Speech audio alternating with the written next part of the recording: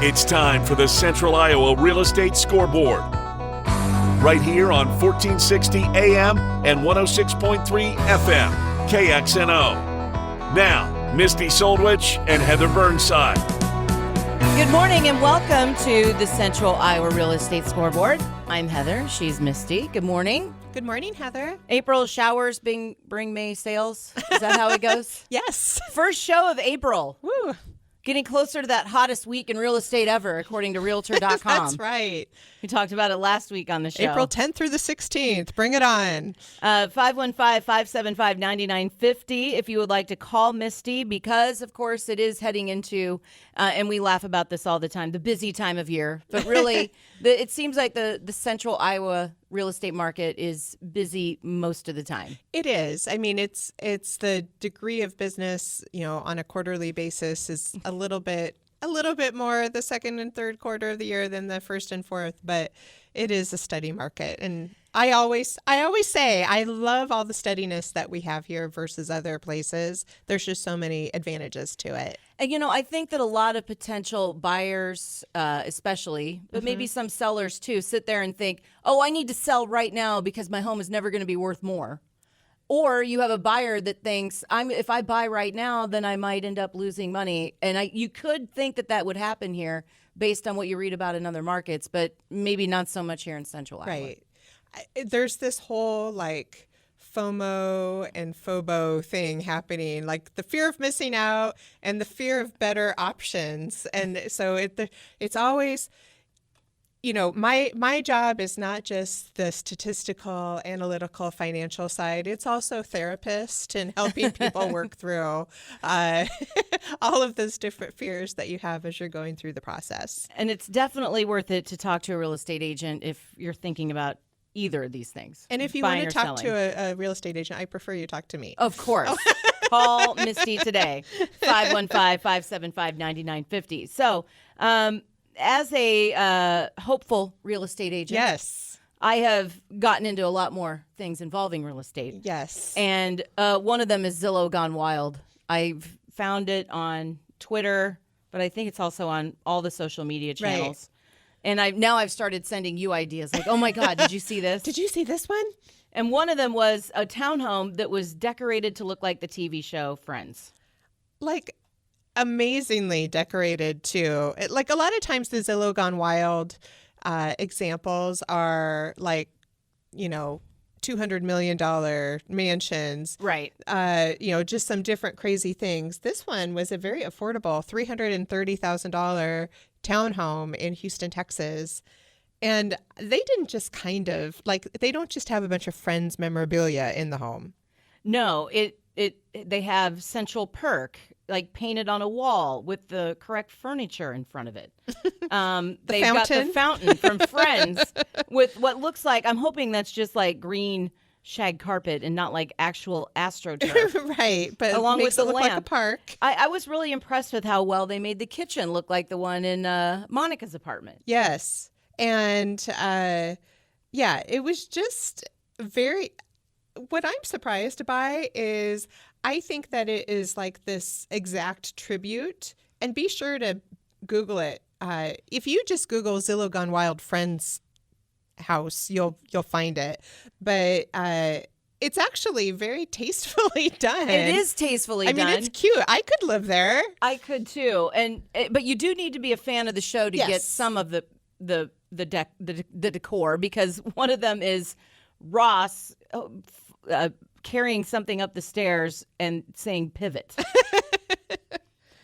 This was not a casual fan who tributed their townhome in Houston for the show. That's for sure. $330,000 if you're planning on moving to the greater Texas area or Houston area. And in would Texas. love a charming 3-level townhome.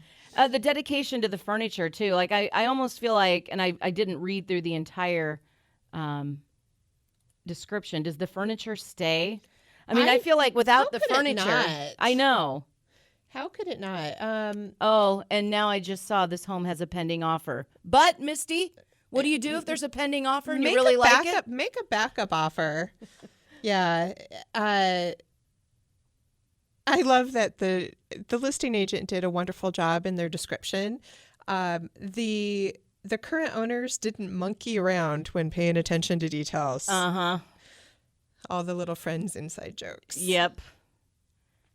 Again, the pivot is an inside joke too. But anyway, that home is now, I guess, has a pending offer. But as Misty says, it never hurts to put in a backup offer. It sure because doesn't. how many real estate potential in Central offers? in Central Iowa, over 20% of deals fall through for different reasons, and so there is such an important strategy in backup offers, especially right now.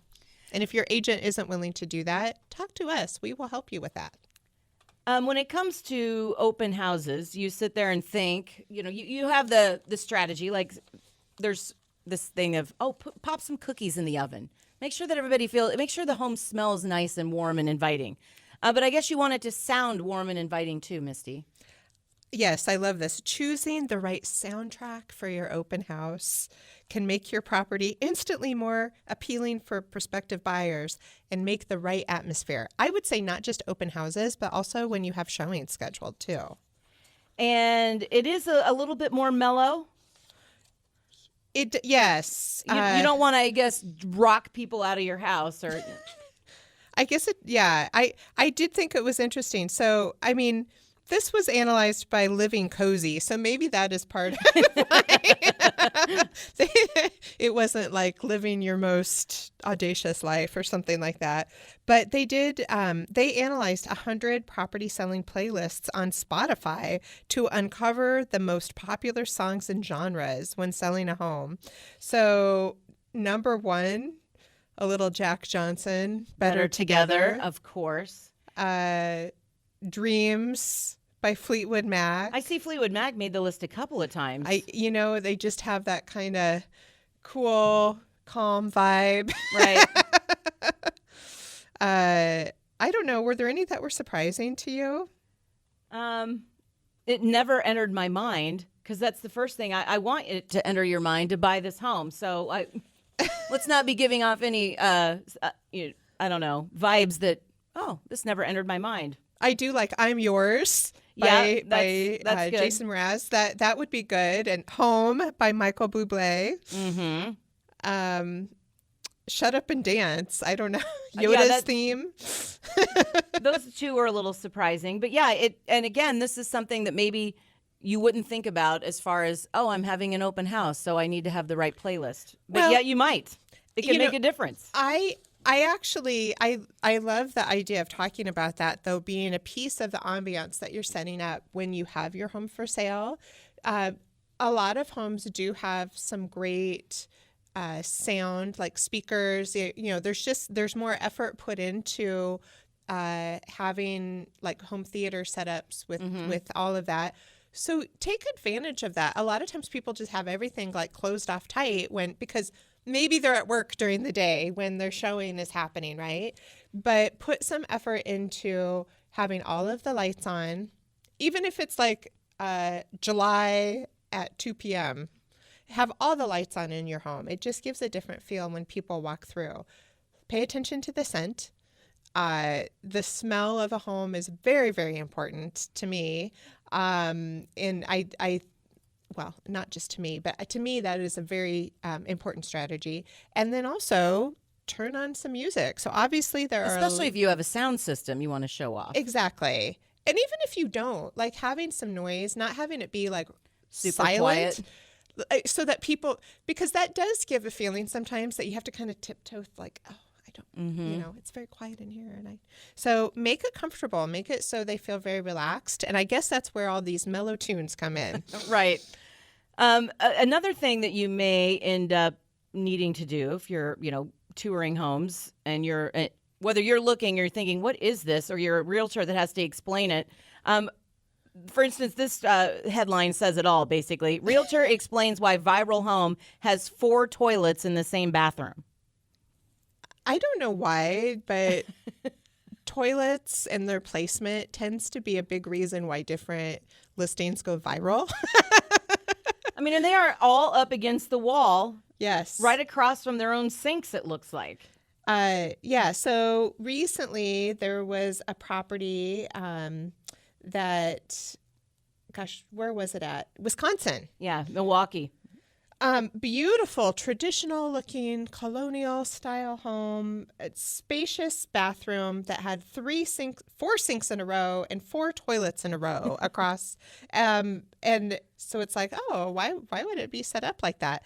And so the listing, someone shared it on social media and then it went viral quickly.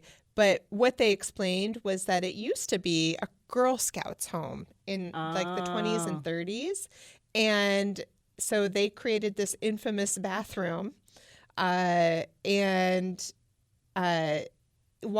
the home has changed hands many times, the homeowners have been like, oh, we kind of like this 4 toilets in a row thing.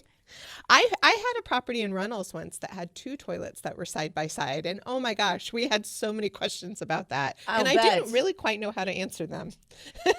It reminds me of that old SNL skit where they had, like, it was the couple's toilet where you could sit there, like the toilets were literally together.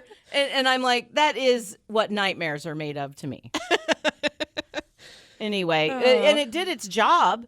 I mean, the home did go viral, and it's not like you have to keep the 4 toilets, 4 sinks. But like we said, the people that have lived there have been like, hey, it's part of its history. Let's keep it. Right. And it went viral, and it has an offer right now, a pending offer, it looks like. So how does that happen? All these homes we talk about are already sold. I know. Another reason to call Misty today, 515-575-9950. On the way next, we are going to talk about contract signings. 9 reasons why first-time home buyers are stressed out and what Misty can do to help. And, of course, real estate trends to watch this spring. That's all coming up next on the Central Iowa Real Estate Scoreboard on 106.3 KXNO. Hi, I'm Barbara Corcoran. Are you thinking of selling your home, but you're not sure which agent to hire? You have a lot of choices, but really, the choice is simple. Because there's only one agent I would trust to sell my home. Go to soldincentraliowa.com and check out Misty's Soul Witch's guarantee to sell your home, or she will buy it. And there's no risk working with Misty. She will let you out of your contract if you need to for any reason. Go to soldincentraliowa.com and get your home sold. It's time to get Misty with it as Misty checks out the Central Iowa real estate scene. What is the latest? Well, we keep talking about the hot market and multiple offers and all those different things. It was an interesting stat that pending home sales in February fell for the 4th consecutive month. But it's not because there's less demand from home buyers. It's more that there are less homes available for them to put contracts on. So the pending home sales index is like a forward-looking indicator of what's going to close in the next 30 to 60 days. So based on contract signings, it was 4.1% less month over month in February. And all across the United States, we saw a decline in annual contract activity in February. So it's just interesting. Buyer demand still intense, but there's truly just a shortage of homes that are available for people to make offers on. And certainly not as intense as it might be in some other areas, but that's where you have to really be creative and look at different options that are available and really have a strategy when you're going about your home search so that you're able to take advantage of things that are a fit for you. So, buyers are facing some limited choicing. Home prices are certainly higher than they were at this time last year. So, take advantage as interest rates are starting to rise, being able to get into something ahead so that, the 30-year fixed mortgage rate is anticipated to be around 4.5 to 5% through the end of the year. So, and where is it right now? So it depends on what type of loan product you're using, but somewhere between 4.25 in that range. It's something where we've had to pay a little more attention. I mean, rates have been low for such a long time that buyers like the when to lock in their rate when they're under contract wasn't really as much on their radar. And now our lenders are really having to keep on buyers of being mindful of getting their rates locked in because they don't want to have a surprise of it changing and affecting what their home payment is. And if you're in the middle of securing financing, how long can you lock in a rate for? It's generally up to 60 days. There is the ability to lock in a little bit later than that if you pay some points, some extra costs, but it's there's just some different things that play into that. But generally, it's 60 days. So again, this is yet another reason to call Misty, to call the Misty Soul Witch team, because I guess there's probably a little less inventory on the market too, because if you're thinking about selling your home, then that makes you a buyer and you're facing the same kinds of issues. Like, where am I going to go? What am I going to do? And it's my understanding too that while there are still plenty of new homes being constructed, it's not able to keep up with demand. Right. I was in a mastermind meeting a couple of weeks ago with some brokers all over the country. And that was one thing that was really being discussed looking at the forward-facing market indicators is what we are experiencing right now is in a lot of markets it's a result of not having the level of new construction, the level of inventory creation in so many communities around the country than what was really needed for the population changes. So I don't know. It'd be a good time to get out there. But then there's also this whole, like, for builders, 2021 was a crazy year for home builders because there was such a fluctuation of pricing on materials. And so, most of the builders in our market, they're not publicly. We've got a couple builders in our market that are large national builders that are publicly traded. Most of them are people that live in our community, and they're a small business building homes, and a swing of tens of thousands of dollars in their material pricing can make or break them having profitability on building. So it really makes a difference in their willingness to get out there and take that risk of building homes. Right. Switching gears just a little bit, because we've talked a little bit about some of the things that may be stressful to sellers, but buyers what are some reasons why buyers might be a little stressed out right now? Well, and a lot of these things are things that even when the market isn't the way it is, like more of a buyer's market even, I see these as things that are typical for stressing out people when they're going through the decision making of wanting to potentially buy their first home. And so, debt, being just that responsibility of taking on a mortgage can be a very big stressor. And I think that is part of the, like, understanding what's, like, quote, good debt versus bad debt, that sort of thing. But a lot of, prospective home buyers of all ages cited, like, one of the reasons that they want to delay a home purchase would be the need to save for down payment. And that can be something that's very difficult for people to, like, it's a balance of having enough for a down payment, but not losing opportunity because you didn't use a program that didn't require as much down payment, but maybe had a trade-off. Yeah, it seems like it's been forever. Need 20% down to buy a home, and that's no longer the case in many instances. Honestly, especially for first-time home buyers, it's very rare for us to see that kind of down payment being used. The one thing is a 20% down means you don't have to pay mortgage insurance. Right. But I think a lot of first-time home buyers would be very surprised to know that even if they're paying the mortgage insurance, your payment is still going to be lower on a home than rent. Exactly. And there are some amazing programs that have, like, less private mortgage insurance, or they help, just the way that you put together the financing to be able, sometimes you could even prepay your private mortgage insurance. And when you work through the numbers, it it is advantageous. So it's so important to work with someone that's really going to give you some coaching and guidance on how to do that. And the preferred lenders that we work with, definitely, that's an important component. Another stressor is people waiting for home prices to drop. Don't do that. I mean, that's Does that happen here in Central Iowa? That's going to be super stressful because you're going to be waiting a long time, and then your rent's going to keep going up. Another, avoiding debt, like we touched on. Inability to decide on preferred locale. I do see that as a stressor for first-time home buyers a lot.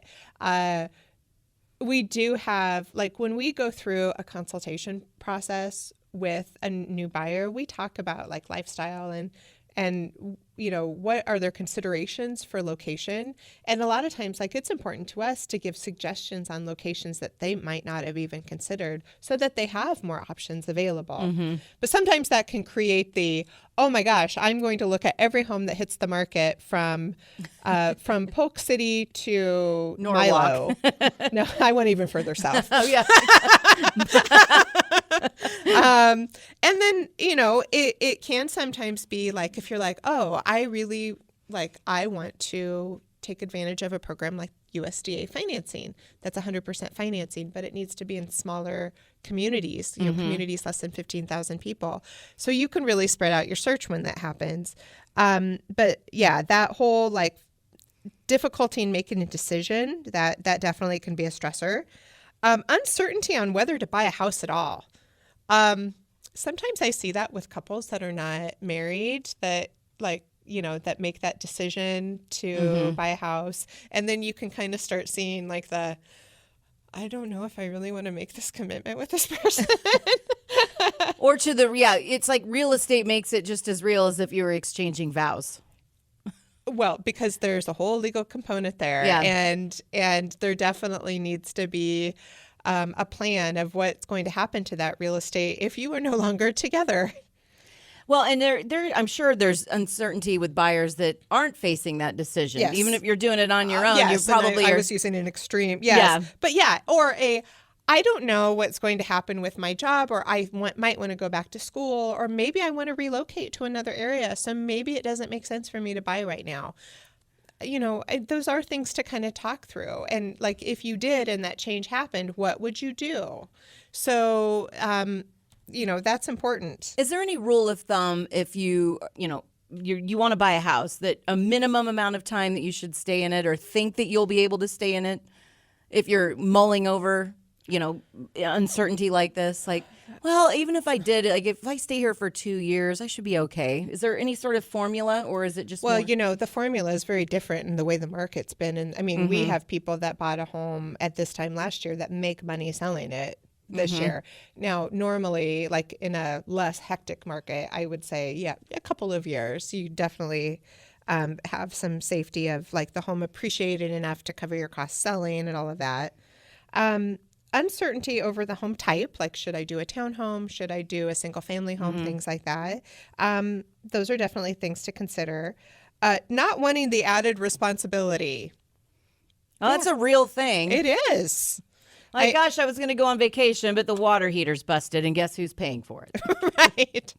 Yes. I mean, that is something to definitely consider, that if you can't afford doing maintenance on a property, it can be difficult.